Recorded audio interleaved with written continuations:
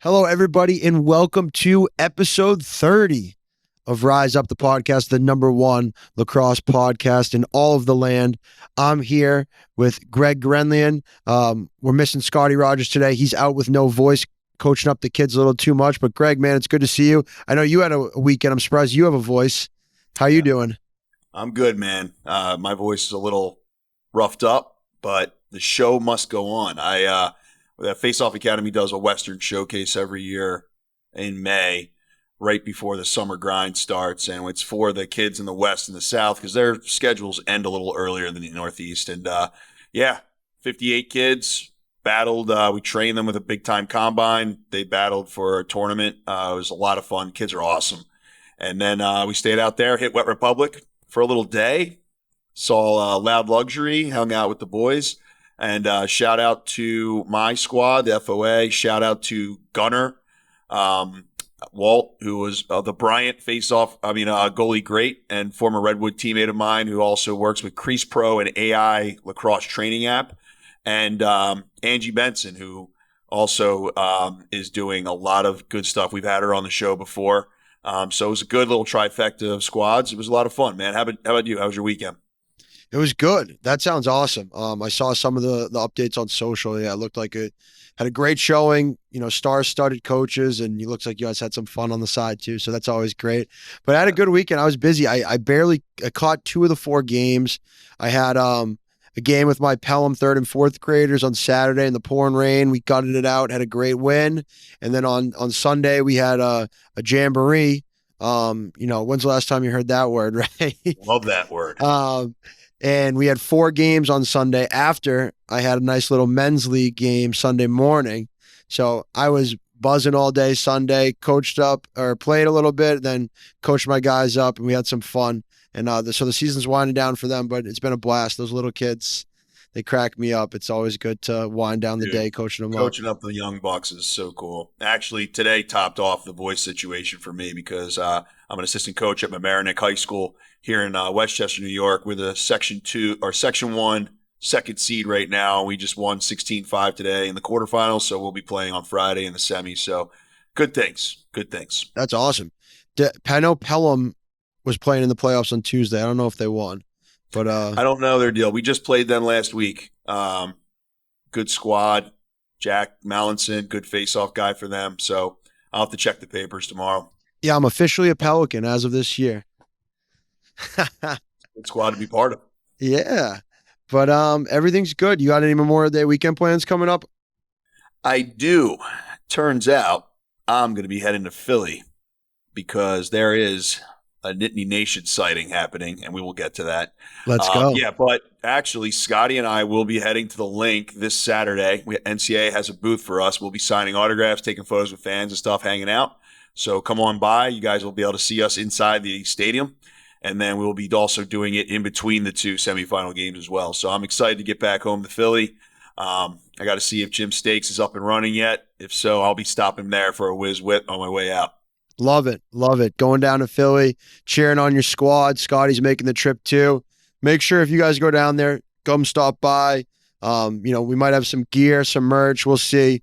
But make sure you stop by, say hi, take a picture, learn about Rise Up. If you're just, a new listener, you can talk to these guys and get right up front, close and personal. You can talk shit to Scotty, do whatever you want to do. Nothing's off limits. Nothing's off limits.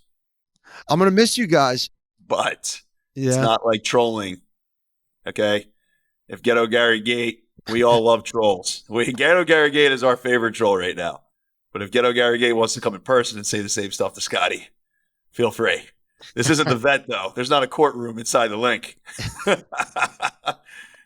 What I want to see is you need to get Scotty on the bull inside of Xfinity Live. You got to get him on the bull. I guarantee you, if I have the ability to do it, I will do it. If I have to carry him there myself, I'll try.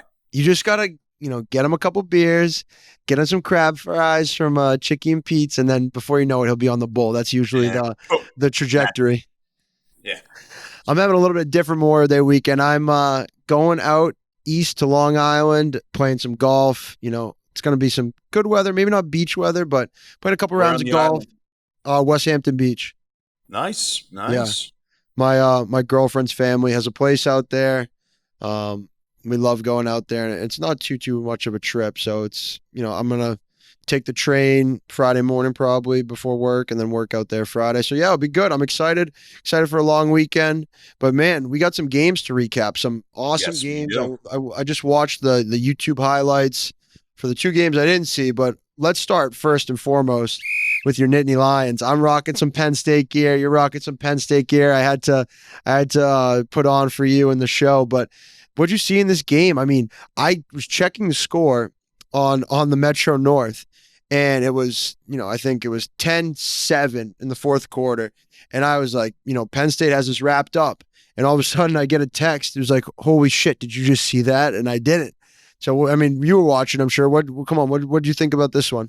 Yeah, so I was stealing glances because I was in Vegas at the time running this event, and I got to check out on my iPad the first quarter. Most of the first half, really, Penn State came out blazing. Shout out to Chase Mullins. He went against Will Coletti, who I believe should have been a third-team All-American, and he did a phenomenal job of hanging with Will. Will is, I think, going to be a All-American the rest of his career. He's got a crazy hand speed. Shout out to Army. Phenomenal team. But Penn State came ready to play. And they were awesome in the first half of the game. They controlled the game. Their offense was lighting it up. They were making the right passes. They were playing incredible team offense. Defensively, they were solid. Then they lost arguably their best defender, went down with a knee. He's out now. Two of their starting offensive players are severely banged up, and we are going to see a game time decision on them. So it did not come without a severe cost, but they did make it to the Final Four. And, you have an Army team. I mean, this is Army. This is every time you go against the academies for people that are going to be fighting for our right to have freedom, you're not going to have guys who quit. And they scratched and clawed all the way to the end. And in normal 2023 Penn State fashion, the Cardiac Cats like to pull out one. That's why I've been making a killing on taking Penn State games, Splitting the uprights. taking the money line, and taking the team to cover that they're going against, and both happened. So I was clapping like a seal. But yeah, I think, Penn State did a great job in the first half. They controlled most of the game. I just think when you lose three starters and you're going against a team that pumped Maryland, had a phenomenal season, Patriot League champions, you're not going to get an easy W. What I thought was awesome about this game, and to kind of where lacrosse has gotten, is the correct usage of the instant replay. Yeah. Right? How many times do you see that? I guess in the regular season, not much. I don't think it's ever happened, to my knowledge. But this game, it reminds me of, do you remember a few years back when Virginia was playing Maryland and Michael Krause at Hofstra, and Michael Krause rings the crossbar, and, credit to UVA, sold the shit out of it. The ball goes all the way to the midfield line, basically, and the ref's calling it a goal. The hardest net of all time, it must have been. And that's propelled UVA to winning a national championship that year. I mean, who knows what could happen, what would have happened if they were able to, we're not there yet, but throw a challenge flag.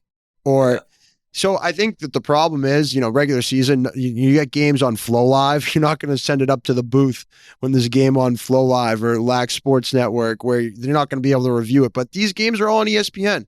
They have the capability to do it. I'm really glad. And it was cool to see maybe the direction of the sport where it's going to have that challenge. There's challenges in the pro game. So it'd be interesting to see what the rules committee does going forward with these maybe challenges or instant replay usages. Yeah, the rules committee will find a way to screw this up. But I think what you do is you say we start with the NCAA tournament where we have the capability we have. Because you can't say blanket across, we're going to do. Because when you look at the way it's done the best was the XFL. If anybody watched the XFL, I'm not familiar. All right. Well, if you're just as much of a degenerate gambler as I've become, you bet on XFL, which is an easy way to make money, by the way. The XFL actually did a great job where they have one dedicated referee who's just watching the whole game. And when there's a play If they think there's something that was a little funky about it, they just buzz down, they stop the game, they replay it. The guy calls it out. He says, this is the situation, and then boom. And then, that's that. And, NCAA football has something similar, too. They have a dedicated referee who calls it dead if they think that there's something a little fishy going on. But XFL did a great job because they had a camera in the booth, and it wasn't a referee running over and looking at a micro camera and trying to figure it out. It was just like, no, we're going to wait while the guy with a 1080p 40-inch screen in front of him tells us exactly what happened. And I thought that was the best way to do it. So, yeah, it was good to get it. I think you start with the NCAA tournament where you do have the resources. You are on ESPN. You do have enough cameras on stuff, and you can make the right decision. And then eventually, hopefully, if funding continues and this sport continues to grow, everybody will have access to that. But, yeah. No, yeah, absolutely. And they made the right call, which was important, right? That's Yes. the goal of the instant replay is to end up with the right call. And they did. It was too bad. It would have been nice to see some overtime in that game. Not for you, but just for the entertainment aspect of it, because, man, that was a great game. 10-9, low scoring game for the shot clock era, but just a hard fought, tooth and nail game, which is what you expect from both those teams. But yeah, I mean, I'm excited for Penn State to move on. I've had cousins play at Penn State. I know for the sake of the podcast, the longer Penn State goes, better for you, better for us, better for Rise Up. So love it. Yeah, it'll be interesting coming up this weekend. But we could talk about their opponent, Duke, who took care of business against Michigan. Yes. So, I mean, I was reading Quint Kesnick's write-up on Lax All-Stars on yesterday or today, I forget. And he called this game, he was like, this game just seemed like a formality. And I laughed a little bit, but I think that the game was closer than the final outcome. Yeah.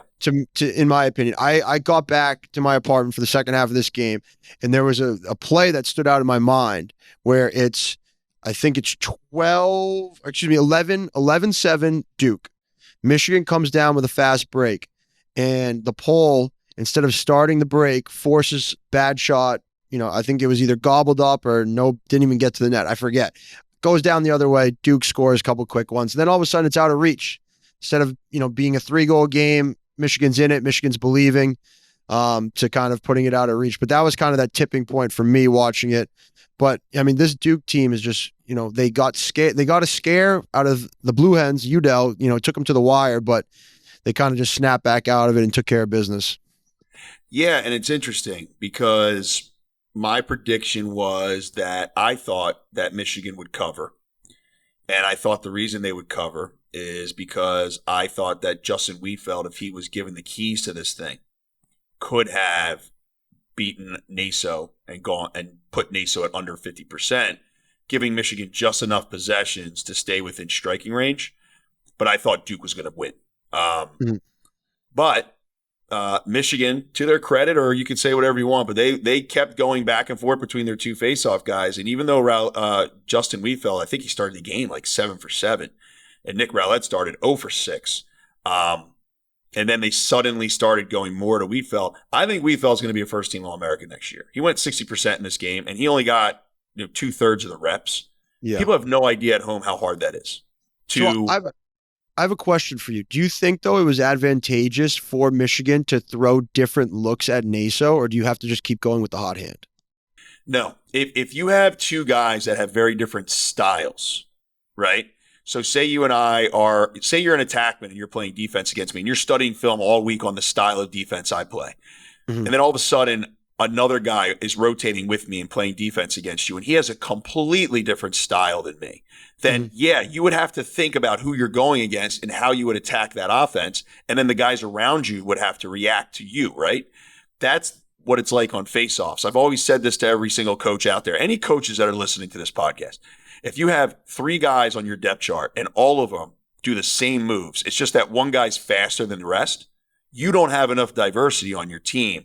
So if your starter's getting pumped, no. Sending the second guy out there who's the same but a little less good, he's going to get his ass kicked. Yeah. So in this game, it's literally just a game of numbers. If it was a high-scoring affair and you had the referees that were calling the face-off doing it completely different ways, then you have to adjust to both cadences. If you're one face-off guy, then you're good at adjusting to the cadences because you're in rhythm. If you guys are going every 2 or every 3 and you're alternating, it puts you at a serious disadvantage. This game was not that. The refs, fast whistles as usual, but one guy, Wheatfeld, was doing his same move as Rowlett, just faster. Mm-hmm. And I don't think anybody has hands as fast as Wheatfeld. The second fastest hands in the country, in my opinion, are Naso. And Wheatfeld won 60% of those faceoffs. Wow.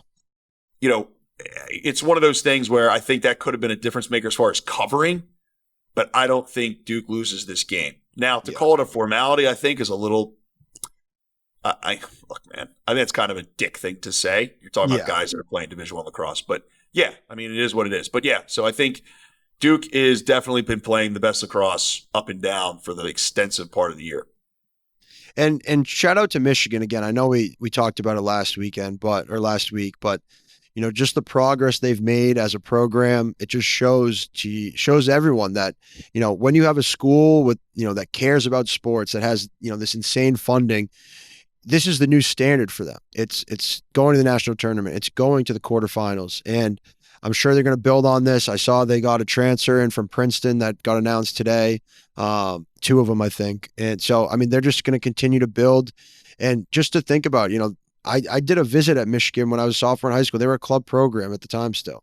And, you know, seeing where they've gone and where they are now, it's really impressive. And shout out to Coach Connery and everyone else that's, you know, been influential in making that program where it is today.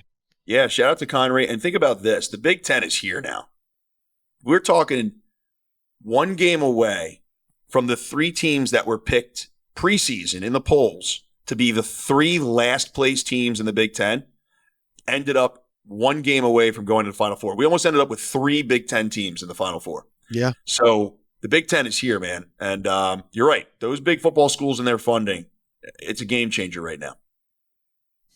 Let's move on to exactly what you said. That other Big Ten game that happened this weekend was Notre Dame 12, Hopkins 9. It was a good game. I thought that Hopkins D holding Notre Dame 12 goals, it was impressive. And I think that it's hard to stop that offense for sure. But their goalie, his name's escaped me right now, the little guy, I forget his name on Hopkins. He's been having an awesome season.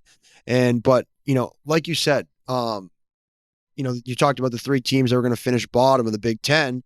Let's talk about the 3 teams that everyone had slotted for the Final Four, which is, you know, Notre Dame, UVA, we'll get to them, and Duke. You know, they've been the 3 teams we've talked about all year. And, you know, Hopkins, like you mentioned, when we had Crowley on a couple of weeks ago, for them to go from however many wins they had last year and not getting any respect in the preseason poll to making it to this point and, you know, being in a game with a team that everyone's had slated in for the Final Four all year, you know, it's impressive and just a great season all around by Hopkins. Yeah, anybody who knows anything about lacrosse knew that when Pete Milliman took this job, he was the right guy. And he brought in 2 other phenomenal guys that were like perfect. Jamison Kester is one of everybody's favorite people in the sport. Crawley is really making a name for himself as an electric offensive coordinator. I knew that Hopkins was going to cover in this game. I didn't know if it was going to be a high-scoring contest or a low one, but I knew that they were going to hang in there. They're just too tough not to.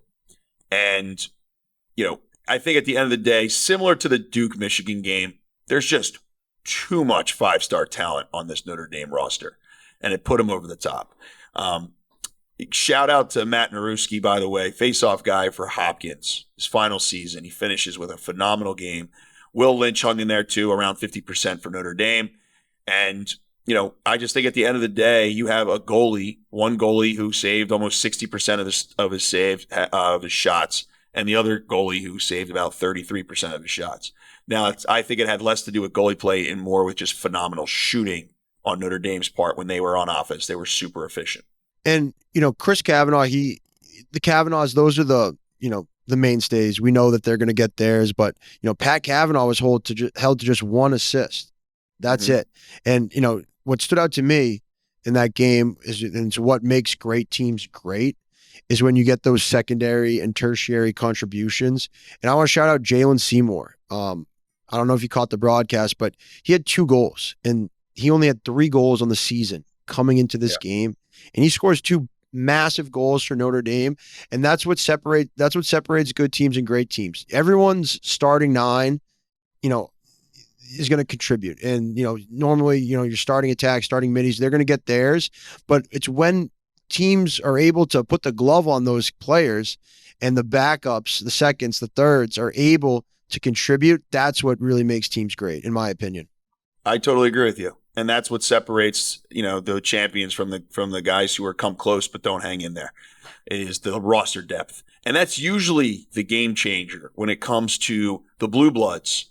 The teams that are constantly in the Final Four every year. It's usually those teams that are like, we got guys that would probably start on any other team in the country, but they are the second string guy who's going to start as a senior, or maybe he's a senior and he's getting limited playing time, but he's just part of a championship roster. And that's really the difference. And, it's going to be interesting. Like when I look at Hopkins and I look at the Notre Dame game, I think it's a stark contrast to what we're going to get compared to what we had in the Virginia Georgetown game, where I don't think the under stands a chance with those two, with Notre Dame and Virginia on the field. And we can actually talk about that game now, but I give a shout out to Georgetown. I think you and me and Scotty at the beginning of the season, when they started out 0 for 3, we're like, it's just a matter of time. Like, they're going to figure it out. And here they were, 3 goals away from making it to the Final Four weekend. And, shout out to Riley and LaSalle, an epic battle. That's their last final game. They're both going to the PLL this year. In the draft, they were 50% across the board. Petey LaSalle, though, got this party started. 5 seconds into the game, a fast break goal. They scored 2 goals in the first 15 seconds.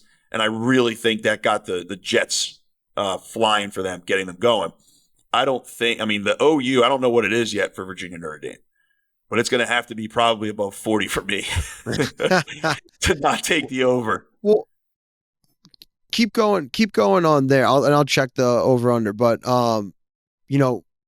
quickly, that UVA offense is, like you said, lights out. But shout out to Georgetown. They ripped off 13 wins in a row. They started off 0-3. Ripping off 13 wins in a row is pretty crazy. And they came up one short, or a few goals short, one game short of making the Final Four. But Georgetown's not going anywhere. If we've learned anything, is this is just a destination for people to spend their 5th years. And as this becomes, we're still having the ripple effects of COVID. We're going to see it for, this next coming up season. And one more year. And who knows, going forward with the transfer portal. But I think people realize that Georgetown's a place to be. And, they like Coach Warren, and he's doing a great job there, turning that program around. They've won 4 or 5 Big East championships in a row. And that pains me to say it, but it's true. But yeah. Well, you're going to see this from, if you're an Ivy League type of player, right, and academics are extremely important to you, going to a Georgetown or a Notre Dame or a Virginia or a Duke or Villanova, and even a Michigan, like, those are schools that are still very, very good academic schools, where you're like, dude, if I could get a degree at Yale and then I could go get, a master's at Georgetown. Yeah, it's pretty good resume. I'll see you when I buy my Hamptons house. Like, like, you're guaranteed a pretty good life after that. But yeah, so Georgetown obviously is not going anywhere. Dude, I don't think any of these programs in the quarterfinals are going anywhere. I think Alberici's got something cooking with Army, and I think something is, all of these quarterfinal matchups show that all these programs are on the up and up. Let's segue right into the preview of, Virginia Notre Dame. I just got the over under. It's 27.5. And Virginia, it's a pick 'em. It's more or less a pick 'em. You can bet Virginia minus 1.5 for plus 110 juice, or Notre Dame plus 1.5 for minus 140 juice. So essentially, it's a pick 'em. Virginia's beaten Notre Dame twice this year already, 15-10 in the first game and 12-8 in the second game. So both those original games have gone under what the current total is at 27.5. Yeah. Does that Here's doesn't what's that doesn't crazy. sway that doesn't No, sway it you doesn't off bother me thinking? at all. This is No? a Final Four matchup in front of 50,000 people, and you are going to get the absolute best out of these teams. Um, I think that if the ball is dropping early, that we're going to see 30 goals. Um, and that's, I mean, I'm taking the over for sure. Now, if it was the other way, if we were like, yo, look, the last two games, Enemans isn't letting it in. I'd be like, okay, yeah, I trust that, man. That goalie, in my opinion, is best in the country. But Virginia's been able to put up double digits against them. I think Notre Dame's offense can figure it out, and I think we have ourselves a high scoring affair. So yeah, that's how I feel about it. But it's interesting. There was a quote someone had said to Lars in an interview, like, "Oh, it's really hard to beat a team 3 times in a season." He was like, "Is it?" He's like, I hear that all the time, but what's the statistic on that? And he makes a great point. I think that's just Of course Lars said that. He's yeah. I probably just think that, what, honestly, man, I think that's just media fodder. And I think coaches love to say it too because they love to just be like, look, don't get. And I get it. Look, I'm a high school coach, and we went into a quarterfinal game that I knew we were gonna. We went up 10-0 in the first quarter today, and we put our freshmen in the rest of the game. But you're always like, I want these kids to be dialed in. So as a coach, you sit here and go, we are confident. We've beaten this team twice this year. We have figured out how to stifle their offense, and our goalie's very, very good right now, very hot. Let's beat him again. Like, that's Lars Tiffany. It's like, we've done it already. Let's beat him again. He's not going to be one of those guys who's going to be like, hey, check your egos. Let's not get too confident. No, he wants his guys to be confident. I know Lars. So, it's just interesting. And now, how do you feel about it, being it the third time they're playing each other? so it's interesting because I totally see your point, and I do think it's almost like just like a saying that sports media has kind of implemented. It makes me think of the Patriots in 2007 going undefeated, beating the Giants, and then playing them in the Super Bowl, and the Giants beating them.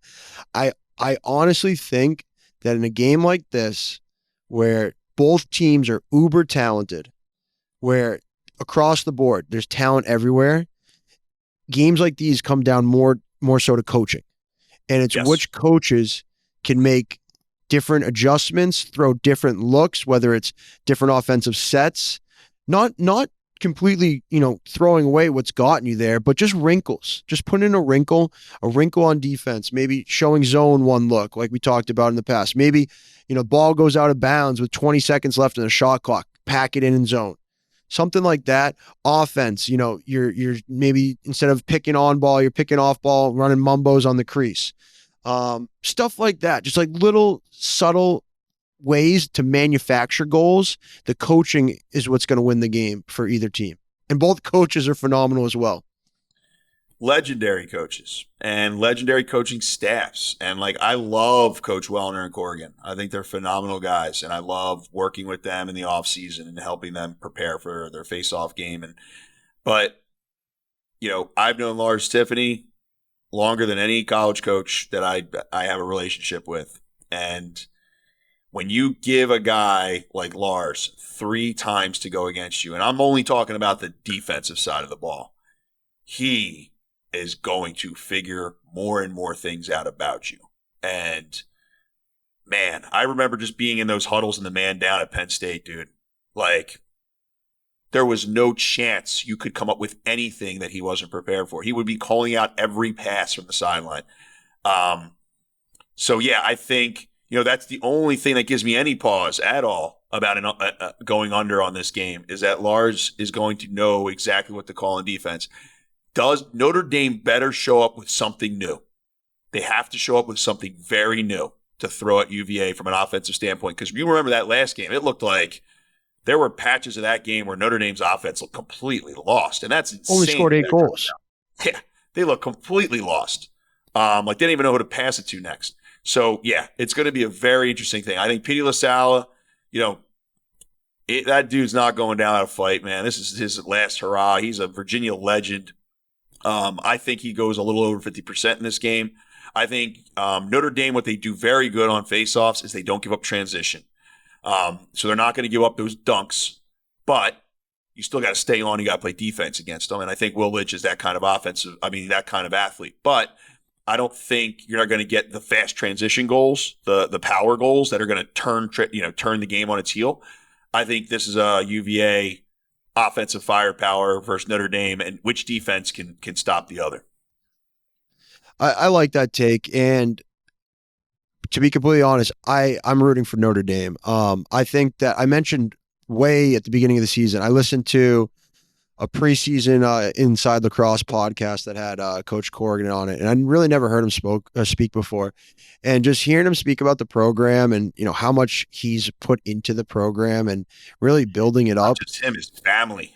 Totally. And to be there for so long and be so close, and after how last season ended for them, I'm really pulling for them. I hope he gets one. I think this is their year, and I hope he does get this one. And just reminded me, I'm in a little predicament.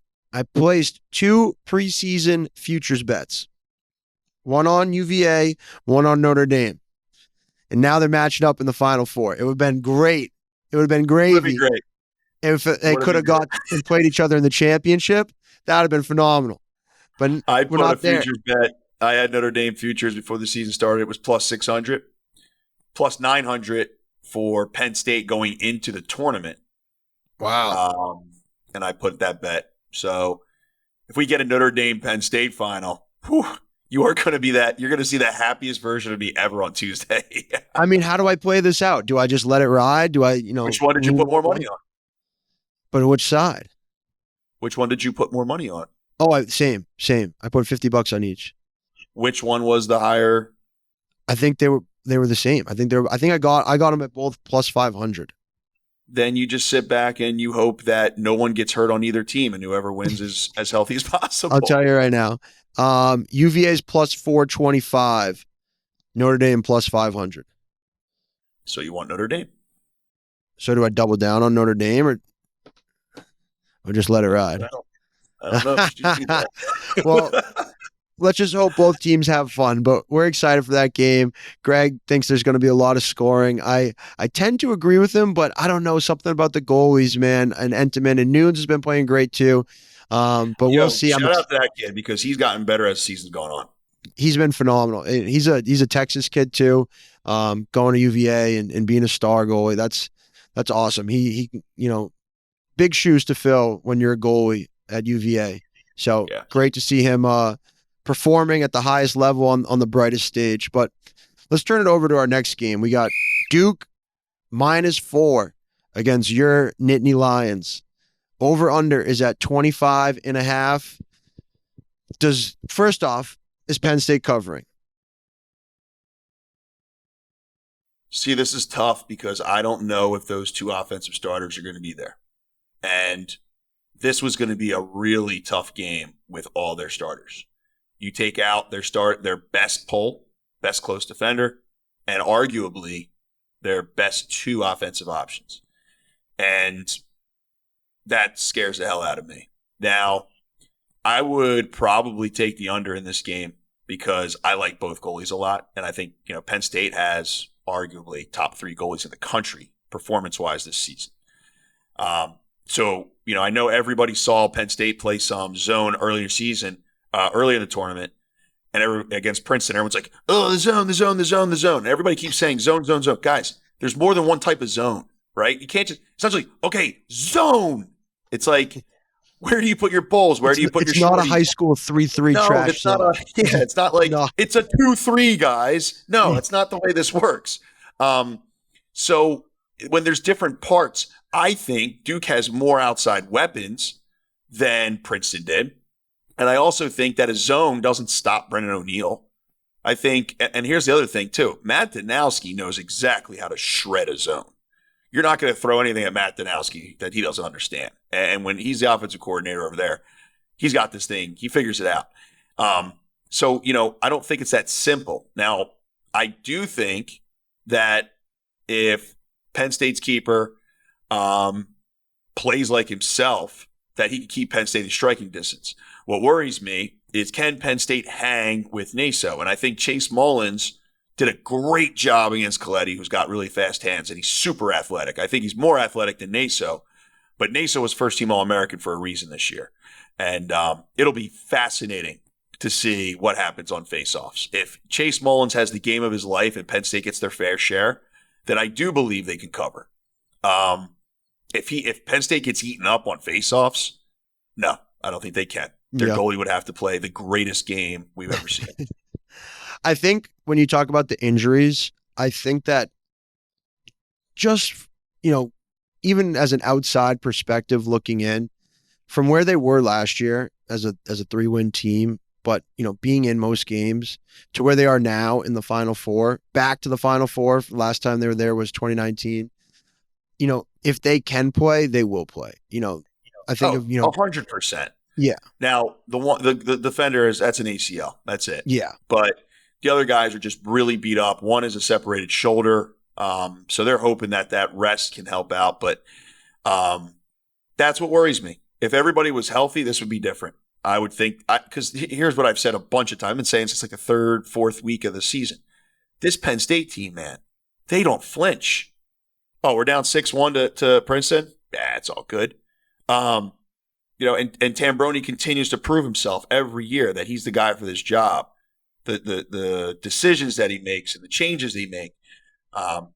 But I think you have a fully loaded, fully healthy Duke team versus a Penn State team that has some battle wounds from their last win. And, we'll see. We'll see. Like I said, it's really going to come down to the amount of possessions they get. And I also think that they have to play unbelievable defense. I think their offense is good, but it's their defense that's going to have to hang it. I agree completely. And I know we've talked about how great this Duke team is, and I don't want to bore our listeners with going on and on about how great they are, but I do have a question for you. It's with these performances that we saw last weekend. Has the Tewaaraton Award turned into a two-legged race between Schellenberger and Brennan O'Neill? Depends on how this weekend goes. So I don't know. I've been hearing some murmurs and seeing people saying like, Schellenberger isn't having that great of a year compared to what he has done. And, whatever. It's all noise. He has, I think, 6-4 against Georgetown, 10 points. It's like, that's what people are going to measure when it comes to that banquet ceremony. It's, how far did he take his team? And we try to say it's not a postseason award, but for the most part, it is, right? See, I'm the worst person to ask this question to because I always look at it as most valuable player. What guy in the country, if I had the number 1 overall pick to start a program with, would I take? And the answer would be Brennan O'Neill. It would be Brennan O'Neill every single time. I think Brennan O'Neill is a freight train with an unlimited arsenal of moves. And I don't compare that to what he did last year. I don't compare it to what somebody did 10 years ago. I don't give a shit. I'm just looking at the tape and I'm going, this kid is the most electric person in the country. I agree. And that takes nothing away from Schellenberger. It takes nothing away from Kavanaugh. I think Kavanaugh is amazing, but I think Brennan O'Neill is the dude. And it's funny too, because I feel like a lot of people also, I saw Joe Keegan, our boy, tweet something like all the Brennan O'Neill bust takes look real stupid right now. And I don't think people were ever calling him a bust, but I just think the way he was presented coming out of high school, how big of a recruit he was, how all this, accolades and, all this press he got being on that Team 91 team. There was a huge amount of expectations, but in my point of view, I think he's lived up to all of them. I think he was the quickest. What has he done? What has he done that isn't up to those expectations? Are you Seriously. kidding me? Somebody to say that he was a bust or didn't live up to hype. I can't believe you can say something so stupid without spontaneously combusting. Seriously. It's got to be one of those anonymous lax alt-right accounts. It's people coming in and being like, Ty Xanders said this, that, and, this Twitter account said this, that. He should win 4 Tewaaraton's. No one's ever going to do that. Get a job. Like, how do you have enough time to talk shit about a kid who is playing absolutely insane? And he has gotten better every year. He has gotten bigger and stronger and faster every year. If you saw Brennan O'Neill when he was a Penn State commit, he was in 8th grade leading Long Island in points, and he was not a jacked freight train like he is. He was just a big kid. He Yeah. has put in so much work. And shout out to him. Shout out to Two Wolves. I know he trains with them out in Long Island. They do a good job. And he has mastered his craft. I mean, he has this game broken down. He's seeing the feel better. And I also like what Danowski said. Sauer's gone, with some of those other guys gone. He has a little bit more onus, and he's not trying to fit into the offense. He's just being himself. Mm-hmm. This kid is not. This kid is going to be something special for college in the PLL. He's going to win gold medals for Team USA. I have nothing but respect for this kid. I think he 100%. is phenomenal. And I think a lot of the, people that, are saying the expectations bullshit, some of it's tongue in cheek, and it's just to be that kind of thorn in people's side on Twitter. But I completely agree. And I hope he wins the Touraton. I'm pulling for him. But congratulations to all those finalists. Yes. And it's great to see three of the five that absolutely belongs in there too. Like, yes, it's Schellenberger and O'Neill. Those are the guys. So those are the three that are still playing. The other two finalists was Dordovic, who just got eliminated, and then Kirst from Cornell, who I think is only maybe sophomore eligibility because he missed his freshman year. I mean, he is going absolutely nowhere. He'll be back in this conversation next year, but I just think it's Brennan O'Neill's year. Yeah, agreed. I think that's a great preview of what's to come this weekend. I know you're going to have boots on the ground. Reminder, Scotty as well. If you guys are down there in Philly watching the Final Four, be sure to go check out, Greg and Scotty's booth, sign some autographs. They'll kiss some babies, shake some hands, go say hi, learn about the pod, maybe get some merch. We'll see.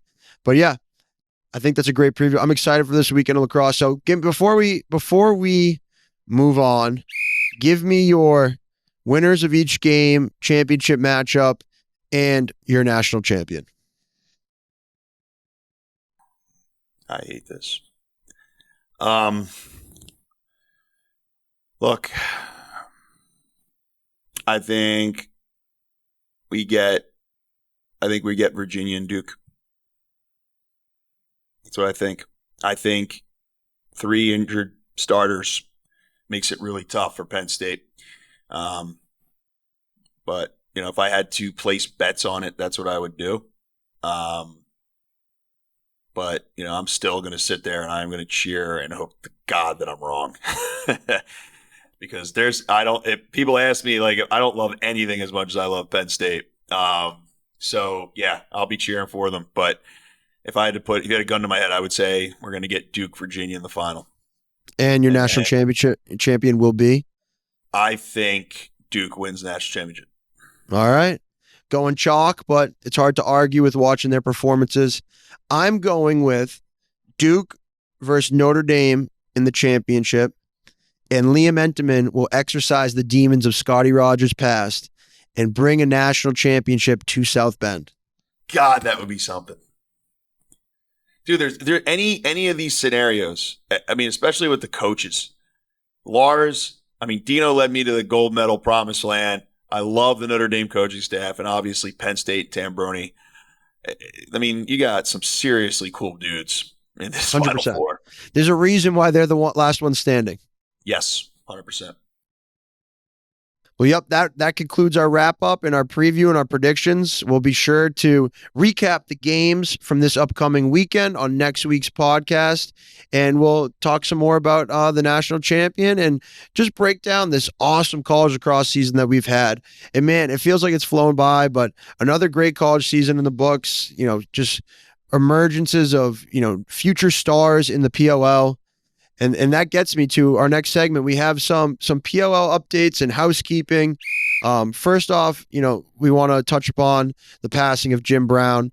A lot of people in the sports world know him as a Hall of Fame football player, but those that know the sport of lacrosse know how much he's done for the sport. I think the PLL has done a great job in recognizing him as paving the way. Him playing at Syracuse. I believe he's from Manhasset, which is just a lacrosse hotbed.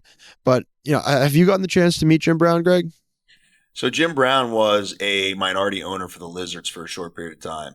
And he took me out in 2000 and I want to say 14. he brought me as his plus one to the ESPYs. And Wow. it was one of the greatest honors of my life. I got to meet him and his wife, Monique. And we went to the ESPYs together. And then the next morning, I got to come over to his house and sit down with him and talk for him. I mean, we talked for like 2 hours on his deck over on the hills. And man, he was always so phenomenal to me. So was his wife. I actually sent Monique a text when I found out about his passing. And I was just telling my brothers, because my brothers knew that I just held him in such high esteem. So they texted me when they heard about him passing. And it's crazy. You knew he was old. But God, I got to tell you, man, when I was at the ESPYs that night, you want to talk about athletic royalty. We're talking the guys who were at the height of their game in NFL, NBA, everything, came over and like kissed the ring. I mean, they were going out of their way to come over and say hi to him, man. He was just so highly regarded in the athletic realm. And it's just crazy. You just thought he was going to live forever. So yeah, we lost an incredible athlete, an incredible person. So yeah, I feel for him and his family. I'll be keeping them in my hearts for sure. Absolutely. That was really nice, Greg. And that's such a really cool experience that Ugh. I had no idea. That's awesome. I'd love to Dude, see. all he wanted to do was talk lacrosse. I'd love to see any pictures you have from that night. That's really, really cool. And just what a great experience to have and a memory to have with him. And I'm glad you shared that. That's really cool. And the PLL, like I mentioned, the MVP of the PLL every year, the award is named after Jim Brown. And that just shows how much, shout out to the Rabels for doing a great job, remembering him and teaching the youth of lacrosse, how impactful he was to the sport. So great story, Greg. I'm really glad you shared that. Yeah, man. But yeah, I think he's one of the greats. So very, very cool. I'm gonna miss him. We'll turn over gears to some other PLL news and updates. We have your favorite, Greg, some rule updates. 3 new rules came out, and the rules are that the shot clock after face-off wins and possessions gained will be 32 seconds instead of the normal 52. And after a shot clock reset, instead of going back to the full amount of time, it will go to 32 seconds. I don't know how I feel about this because I feel like the shot clock's short enough as is. I know it's for these extended possessions, but I'd like to know what you think, Greg, especially after a face-off win, because this definitely would have impacted you a ton. It's very easy. I think people forget too that I'm not a thump my chest and say leave the face-off be because it's perfect type of person.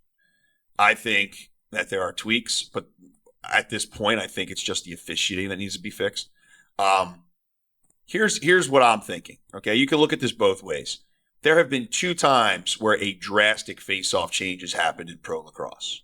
The first time happened in 2016, the year after I won league MVP, going nearly 80%. Okay, they took away being able to carry the ball in the back of the stick, and when it happened, everyone's like even Joe Spallina, he's my guy. He was like, they're changing. We should call it the Gregorian rule because you were so dominant. I was like, look, I appreciate that. But I think objectively, keeping the ball in the back of your stick and being able to run around is terrible for the sport because it made it impossible to tell who was cheating and the stick was just pinched and who actually had the technical ability to do it. Plus, it just looked stupid, to be honest. Hey, look, man, I made a career out of it. I thought it was awesome, though, seeing people score from the ball in the back of the stick. Dude, I mastered it. It was awesome. I didn't play with the ball in the front of my stick for years. I didn't scoop up a ground ball at the front of my stick for years. But that's the first time they changed it. This second time happens to be now, the year after the second guy was league MVP as a dominant faceoff man. And I think you could consider this a face-off rule change, not just a shot clock rule change? Here's why. I think that the idea is if you look at indoor, the face-off position isn't nearly as important.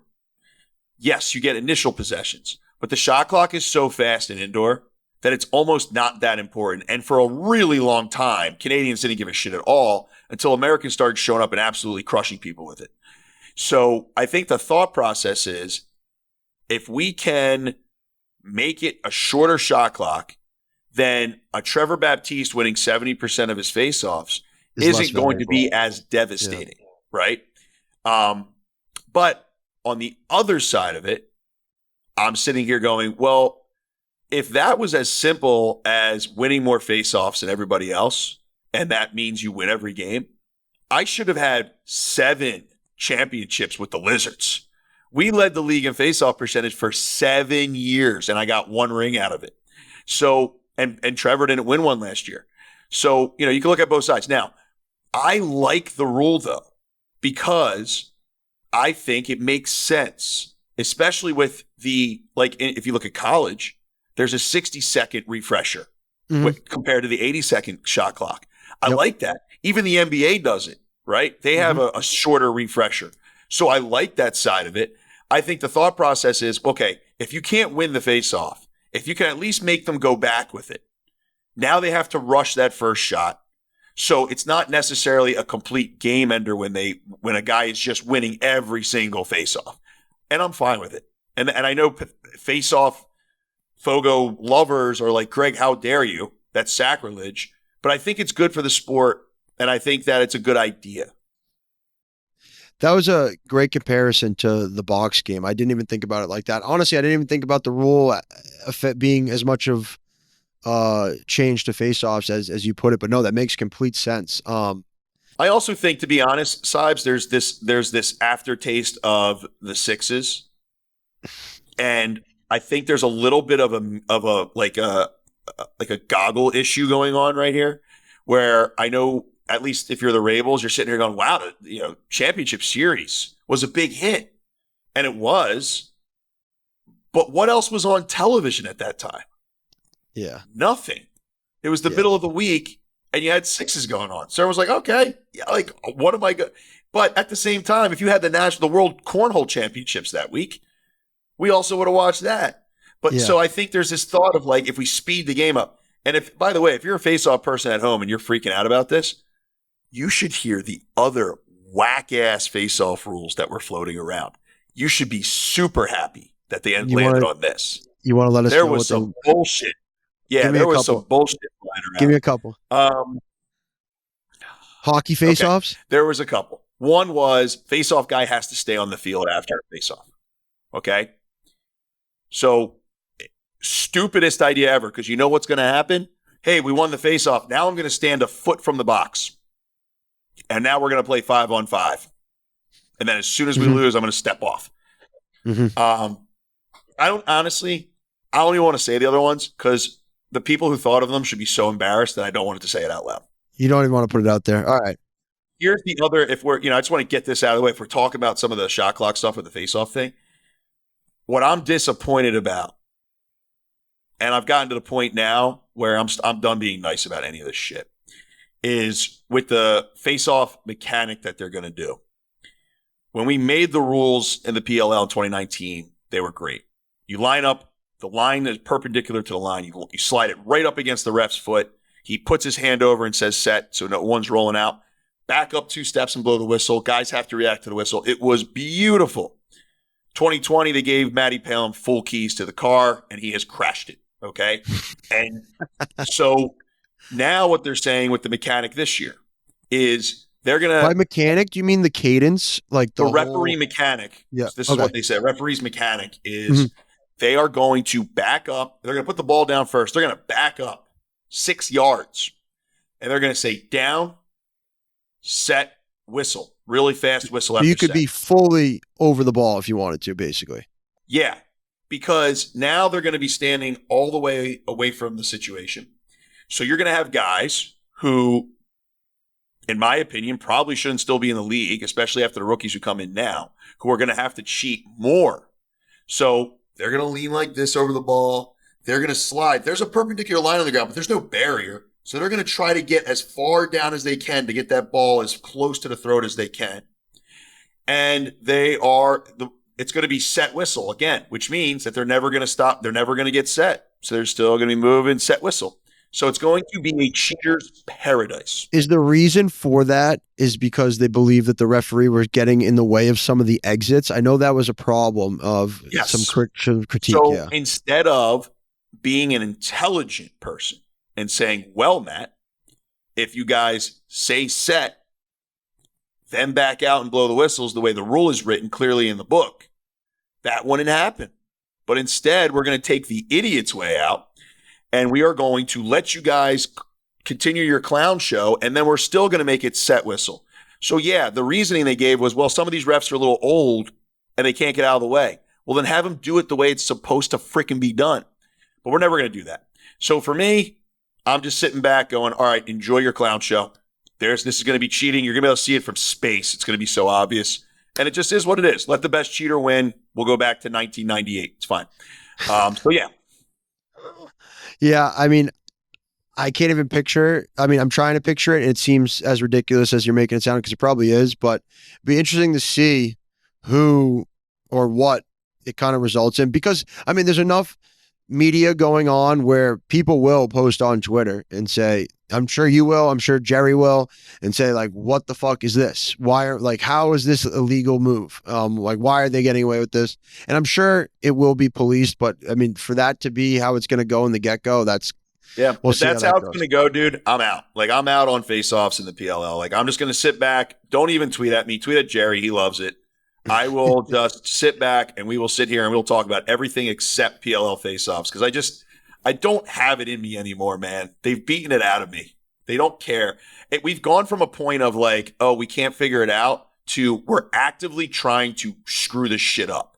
Yeah. Because if you just did it the way it was written, it would have been fine. But we just can't figure that out. We don't want to do it. So it is what it is. You get what you pay for. It's fine. You made a funny point with the sixes kind of flavor in our mouths still, because that leads us to another rule change, which is the 2-point line now has been brought in from the corners. If GLE goes out 13 yards each way will be the 2-point line, which is similar to how the NBA 3-point line is, where the corner three is the best three you can take because it's the shortest distance. Yeah. So I don't know how much effect this will have. I don't see many people in the league taking 13-yard low angle challenges. And I don't know the measurements as it gets to the top. So if it goes like 13 to like 14's like the lefty wing, and then by the time you get to the top of the key is 15. I'm not sure the dimensions on the way up, but I know from GLE out is 13 yards now. Yeah. I think it's interesting, and that would remind me of the sixes, because I believe the sixes 2-point line was 13 yards. Yeah, you know what? I really don't have a problem with it because I'm not a goalie. Now the difference is in the NBA, there's not someone defending the net. The basket. Stop it. So I do like it because it makes the corner two bomb a little bit more of an actual thing and something people are going to go for. Nobody in their right mind shoots the corner two right now because you're like, dude, there's just too much person out there, especially if you play the water dogs. Yeah. Because, I mean, you're going to try and shoot it around a goalie who is 9 yards out of the cage. So I'm fine with it. I think if that brings out a little bit more dynamic offense and we have some corner twos going, then I'm cool with that. I think that's not a bad idea. No, yeah, I agree. I'm sure I wish Scotty was on because I'm sure he'd have something to say about it, because 13's too close for him. I know that. But like I said, I mean, it's such a low angle, low percentage shot. It could be like an end of the shot clock type thing that could make a difference. But yeah, like you said, I don't think it's going to be a huge difference right away, but I'm sure we'll see some people, trying to find their spot, whether it's, somewhere between GLE and top of the key. That's maybe it's, only 14 yards, and that they get an advantage that way. But I think it's cool. It's great for shooters. I'm a fan of the shooters. You're shooters. Yeah, exactly. And rounding this out, the last rule change, and I think it stays in theme for speeding up the game, is that instead of having 3 full timeouts, teams will only have 2 timeouts and a 30-second timeout going forward. And yeah, that doesn't move the needle for me. I'm sure that has something to do with, TV commercials or some shit. But Yeah, yeah, they come, and I've heard this before. Like TV hates stoppage. Like, dude, everybody streams this shit. yeah, But yeah, I mean, whatever. That's fine. Because honestly, that third timeout usually comes like right after a faceoff win. So yeah. it's like whatever. Hmm. And you got to be honest. Like a lot of times, these timeouts they're used to get you out of a bind. So Hmm. it's not really a big deal. Like in my opinion, you could make It's a two of 30 them second timeouts. timeout and keep everyone out there. Yeah, Just like, dude, this like is you my could 30 have second two one. 30-second timeouts Yep, and one full timeout, and I think everyone would be okay with it. So totally. I'm all for speeding the game up. I just don't want to get to a point where it looks so much like sixes that it's just really, really fast. And there's no what I love about our Offensive sets. sport It's is that too much running gun, no schematics, no like strategy. yeah, like you know, sixes is about as close to a West Jenny drill that I could 100%. take and still be entertained. But like, I think what's cool about lacrosse is that even it's like the perfect amount of scoring, and there's the perfect amount of time after a goal where the guy who scored, the team gets to cheer about it. Like that was the thing people didn't think about when they're like, "Oh, we should get rid of faceoffs." It's like, okay, well now the attackmen literally get to have no fun. They It's have like, to hey, Will ride it, Manning, ride the you ball were five. back. It was like, oh yeah, if I was 5-3, I kind of went fast. Yeah, because you didn't even get to high five anybody afterwards. So like, imagine football if you score a touchdown and right away the guy who scored has to run back on defense. That would Yeah, suck. Everybody loves the end zone celebration. So yeah, I just don't want to get too fast where we've gone past the part of cool. I agree. And I think, and you've said that you think the, PLL rules are the best shape and form of lacrosse. Yes. I honestly am still in the camp, and I know we've had numerous offensive players in the PL come on and talk about, the adjustment of the shot clock. I still think the shot clock's a little too fast, almost to the point where it negates offense, and you're not seeing more goals and you're seeing less goals because people aren't able to get their guys on. People aren't able to get, there's no. Sometimes there's not enough time to get a dodge, pass, redodge, pass, and get the defense moving. Turns into sometimes a one-on-one with five guys watching, and they force it or dump it in the corner because they run out of time. Yeah, I think you have to remember too that the people who made these rules also played indoor. So Mm-hmm. there's a lot of that in their heads. Mm-hmm. Uh, but I think you have to remember too that a lot of this has to do with end of games. So college lacrosse, for instance, the fourth quarter used to be almost completely worthless because if you were up by 2 goals and you were playing Maryland in the Final Four, guess what? You're not seeing the ball for an Yeah. entire quarter. So I think now one of the craziest things, like when I was in the MLL and you were up by 6 goals going in the fourth quarter, you still had to keep the gas down. Like you had to push that pedal because you could score 6 goals in no time. Happened to us in the semifinals against You'd only Boston. have to score 3. But in the PLL, dude, like we evaporated like a 7-goal deficit in the championship game in no time. Mm-hmm. Like it can happen in a blink of an eye. So I think that is the entertainment value. Good point. People love the ability to come back, and Mm-hmm. the faster the shot clock, the easier it is to do that. That's a good point. That's a really good point. Yeah, no lead safe, and it causes change of possession. That's a Yeah, you great want point. people watching till the very last second all the time. Mm-hmm. Last thing with the PLL to round out this episode is, training camps coming up. Not only is the NCAA championship this weekend, but teams are reporting for camp. As someone that's been through the camp, what's this week look like leading up for these players, and what's camp like itself? I know there's been some docs where we've seen kind of the inside under the hood look, but it seems like it's ultra competitive. But how hard is it to kind of get together with this group of people that you really haven't seen or practiced with for over 9 months and just kind of hit the ground running as quickly and as smoothly as possible? Well, I could speak the contrast between PLL training camp and MLL training camp is unbelievable. The MLL training camp was a little bit more about getting to know guys. The problem with MLL training camp is that it was always in random places. Like for us, we were freezing our asses off somewhere in Long Island on like a Saturday morning at 8 a.m. And the guys you're getting to know are really like half of your team because half the guys are still playing indoor Mhm. and some guys are coaching or whatever. Or playing And college. it was very disjointed. And you were at the mercy of whatever your franchise was able to pay for. What I loved about PLL was it was a PLL training camp and you're getting to know your team. It was almost like being at lacrosse camp again, dude. It was like a really well-run professional lacrosse camp where you and your boys are still sitting together at lunch and you're trying to get to know each other and the team's trying to get back together. But you see all the other teams around you. So it was just like, I could speak for the first year because there was just so much electricity around it. And I thought Paul and Mike did a great job about creating that atmosphere. But what people have to remember too is that you're getting paid way better than we used to. And there's more of a business sense to it. So these guys are staying in touch throughout the whole offseason. They're doing their Zoom calls. They're doing all that stuff. So the one thing that Trevor and I were talking about, because Trevor and I were doing the Face Off Academy Western Showcase together in Vegas, is if you're going to do this during Memorial Day weekend, which means that you can't go be part of the Final Four or whatever, I don't understand at all why you want to do training camp at the Final Four location. Mm-hmm. You are talking like, imagine being at the link and then also during that time, the PLL training camp is going on over at Penn Park. You want to talk about a paradise for young lacrosse players. 100%. That's a great point. And then on top of it, you bring over those guys and you go, okay, on Saturday, we are going to go over to the Final Four. So you're going to have the PLL players all over there. Kids would lose their shit. And I think the NCAA would eat that up. They would love that. I think it makes no sense not to do it. So yeah, I would love for that to be tried one year. I think that's a layup for both sides.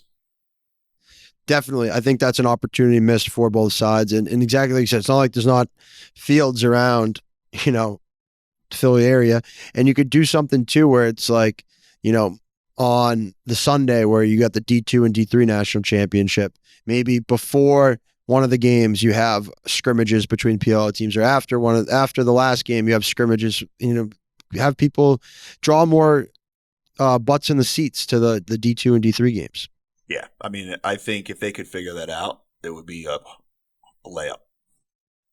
How much of a grind is it getting through? Like I know our boy Scotty had some troubles one year grinding out just physically, but Well, the thing is it all depends on how much of a professional you are, to be honest.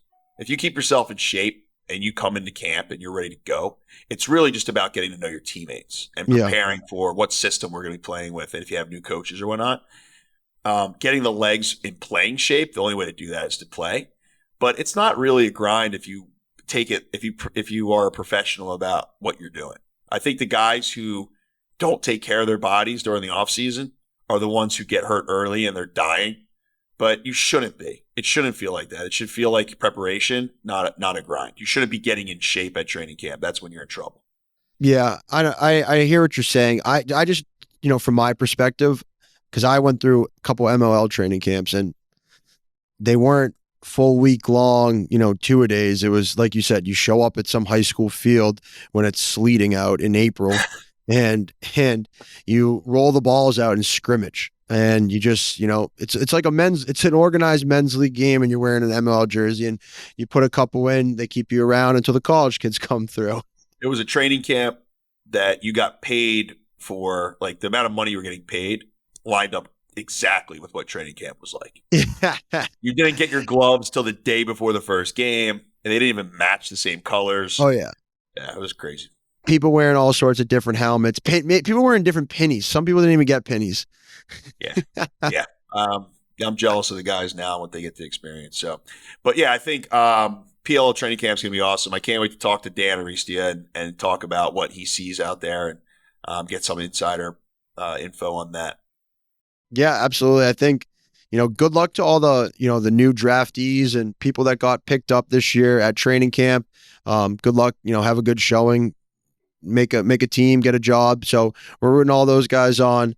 And, I think we're in store, when one door closes, another one opens. The NCAA season's coming to an end. We're in store for a great PLL season. I'm excited to follow along. Make sure, listeners, this is your one-stop shop for everything lacrosse. We will keep you updated with all PLL news and updates as the season unfolds. And make sure you tune in next week where we break down the NCAA Final Four games and the national championship game. And man, Greg, that's all I got. What do you got? Anything else for us as we end up? No, man, we're right on the cusp. We're right on the cusp of the professional lacrosse, and it'll be awesome. Absolutely. Make sure if you're listening, subscribe to Apple Podcasts and Spotify. If you're watching us on YouTube, subscribe to the TorchPro YouTube channel. And this was episode 30 in the books with the PLL season on the horizon. We are ready to rock. We're hitting full gear. Man, Greg, great episode as always. Yep. See you guys next week. Happy Memorial Day. Happy Memorial Day.